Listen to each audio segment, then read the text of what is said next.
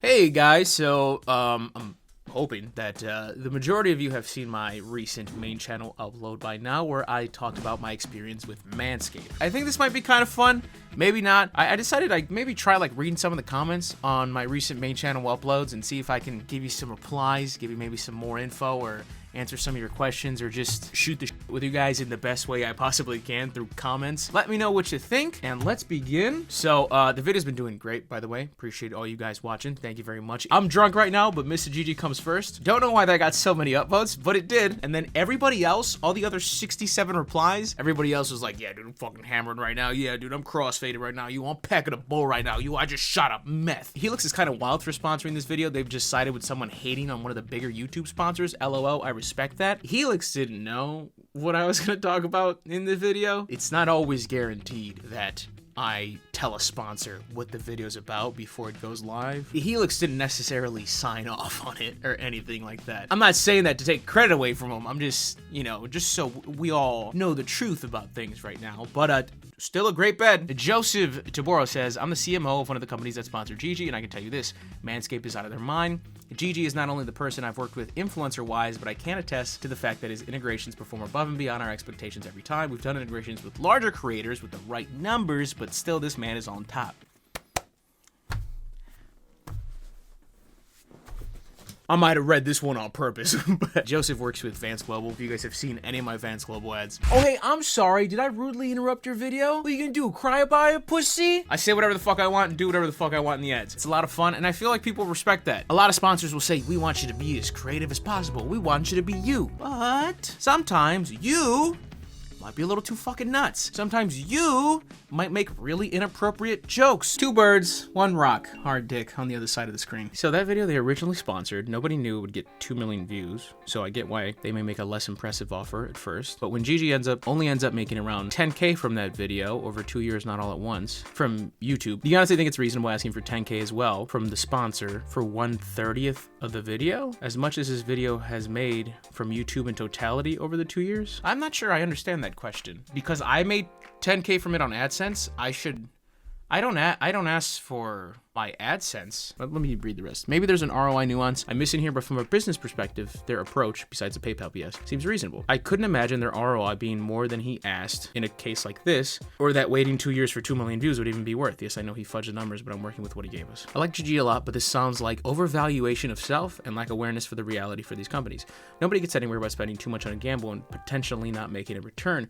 I'm sure there are bad sponsors, and this may be one of them, but without the real numbers, it's hard to know. I've never bought anything from a sponsor on YouTube or any other social media, so I'm genuinely curious because I'm not invested, but this feels like a whole lot of complaining for something kind of petty. I understand that viewpoint. I guess what I'm more so trying to say is I think there's a lot you cannot take into consideration regarding return on investment, and I think a lot of that can be what you can do for a brand that is not a direct sale. If I tell you about a brand, and now people know about the brand is winning, just like everything on the internet, just like my channel. I want you to talk about my channel. I want you to know about my channel. A lot of other channels, this is something I'm not great at, push themselves in your face constantly, so you keep thinking about them. They post on everything. They have to stay relevant on everything to survive, essentially. And it's the same shit with a company. A lot of the times, their sales may not boom because they sponsored Markiplier, but now 2 million people just thought of Honey and said, oh yeah, Honey is an app that can help me save money at checkout. Return on investment is not always immediate. Often, at least for me, I've gave money to a lot of the companies that sponsor YouTubers, right? But it hasn't been right after I watched a video always, you know, because Drew Gooden talks about HelloFresh, I'm not immediately like, you know what? Yeah, I would like 2 meals the next week, but it's something that looms in my mind. And then when I'm like, oh, I do want HelloFresh, actually, I'll try and go get a discount from a YouTuber that's advertising it, but then chances are his code might be expired. I just buy HelloFresh anyways. And there is no way to track that back to that. There is no way to be like, well, the seed that Drew Gooden planted was the reason why Mr. GG purchased HelloFresh 2 months later. I will still get messages from people saying, hey, does your code still work on this? Months later. Like you said, there's a lot of nuance there. I know I'm missing a portion of the argument, but from my perspective, that's how I would explain it. I hope that was at least a more direct response to that. The sheer balls of going so in depth with this specific topic is incredible. I'm so impressed. Providing this behind the scenes look is so important for viewers to understand what goes into running a channel, and folks need to be aware of this kind of behavior. I kind of like this response from some creators that responded to the video, and also some fellow creators that watched the video and reached out to me. I liked having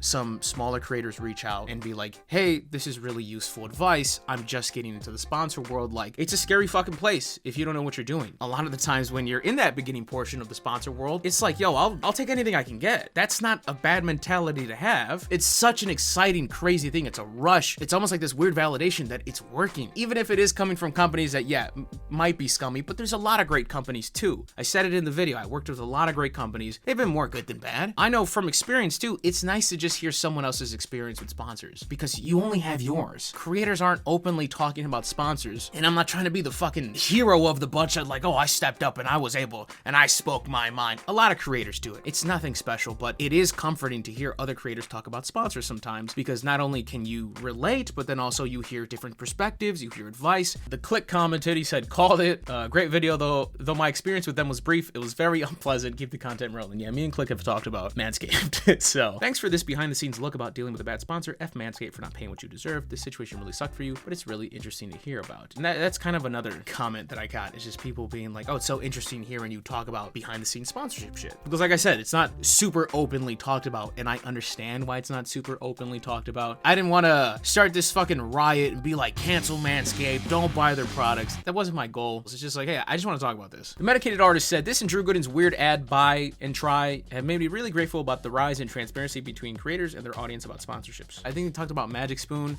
Then he also had a hilarious dig at Honey randomly in one of those videos, I think. At times, with certain products, you'll be able to tell that I'm a bit more blatant. I'm a bit more like, it's a good fucking product. Like, I don't know what else to tell you. Like, I don't even really need to sell this to you. And a lot of great companies that have great products, a lot of great products that I use often. Not just Fleshlight, you fucking weirdos, okay? There was others. They're probably in one of the comments. A lot of the comments were talking about another creator. I think their series is called How Not to Do Business. Oh, fuck, I'm blanking out on their name right now. I watched the video. They had brought up a great point in the video. When creators get products, it is easy to be a bit biased with how much you like the product because you got it for free. Trying to take that bias out is important because would you actually pay for it if you didn't get it for free? And for some companies, yes. It's weird that I feel weird complimenting companies because like, well, you're not paying me right now. I've purchased HelloFresh before I've gotten sponsored. I used the HelloFresh when I got sponsored. I will be purchasing HelloFresh after I'm not sponsored anymore, you know, which I'm not. Other products? Not really. Eternally Toast said, all right, I was not prepared for that final ratio. No fucking way those clowns dropped the rate even more while still asking for more from you. You made the right call, and hopefully other creators wisen up and do the same. For me, it was more of like disrespect, but also my dumbass took emotion into it. I'm like, hey, as long as we take care of each other in the end, like, I'm cool with it. And then that was obvious. That was never actually the plan. Because it's a business. I don't know, he might be desperate. But thankfully, I was not at that point. Suit Doggy said, Manscaped literally sponsors everyone. I know they're marketing so much that when you mentioned they were the worst, I was genuinely surprised. Now I'm going to have a bad taste in my mouth whenever I see them sponsored. It would not be shocking for a creator to reach out to me and be like, hey, actually, I've had nothing but great experiences with Manscaped. That's dope.